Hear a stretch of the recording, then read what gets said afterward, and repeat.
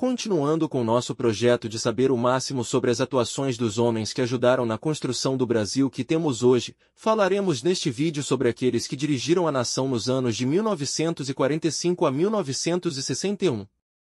João Goulart, também chamado de Jango, ao voltar de viagem, assume a presidência de 1961 a 1964. Seu governo teve o apoio das classes populares, sindicatos e operários.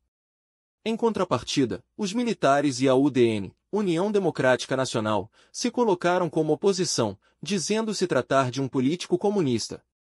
Ele tentou colocar em prática sua ideia de distribuição de renda, reforma agrária, reforma educacional, urbana e eleitoral.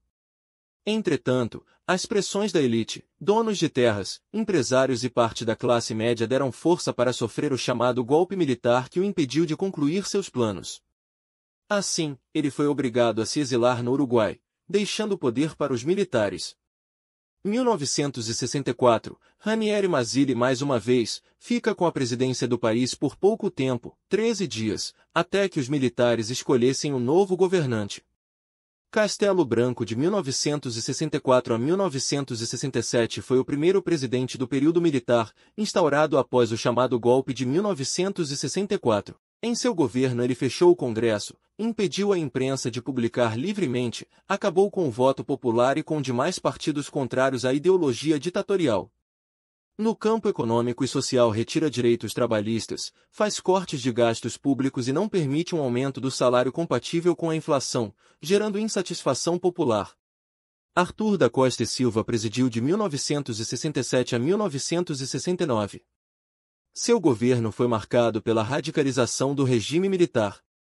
Eleito indiretamente, ou seja, sem ser escolhido pelo povo, Costa e Silva foi o segundo presidente da ditadura, permanecendo por 2 anos, chamados de anos de chumbo, por seu caráter autoritário. Sua política era voltada para os interesses de grandes empresários internacionais, com congelamento de salários e poucas ações em benefício da população, o que aumentou ainda mais a revolta popular.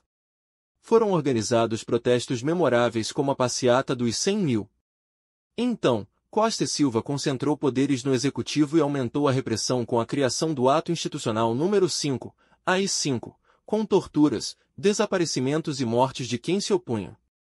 O governo de Emílio Garrastazu Médici foi de 1969 a 1974. Governou durante o período mais repressivo do chamado regime militar. Emílio Garrastazu Médici toma o poder em 1969 e consegue ser ainda mais autoritário, elevando o nível de repressão.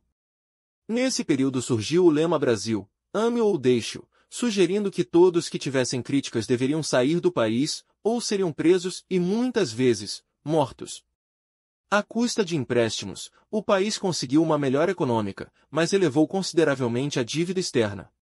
Foi Médici também que estimulou a exploração amazônica, com a Transamazônica e o Projeto Rondon. Ernesto Geisel governou no período de 1974 a 1979, ocasião que iniciou um processo de abertura política conhecido como distensão. Ernesto Geisel foi o militar do Partido Arena eleito indiretamente em 1974. Em seu governo começa a abertura política e o ato institucional número 5 é retirado. De qualquer forma, violações, mortes e torturas ainda acontecem, como o caso famoso de Vladimir Herzog, jornalista morto nas dependências militares. No plano econômico, o Brasil passava por uma crise, o milagre econômico já não ocorria e a inflação chega a 40%. É nesse período que se inicia o processo de ocupações de terras improdutivas pelo Movimento Sem Terra, MST. Hoje se tornou um grupo considerado criminosos, que não discernia o que é improdutivo ou não, que diz respeito ao direito privado, vivia à margem da Constituição do país. O general João Figueiredo de 1979 a 1985 foi o último presidente, do chamado regime militar, promoveu a redemocratização do país. Teve a função de preparar o país para a abertura política de forma gradual. Assim, instaura a lei da anistia, permitindo que políticos e cidadãos exilados voltassem ao país.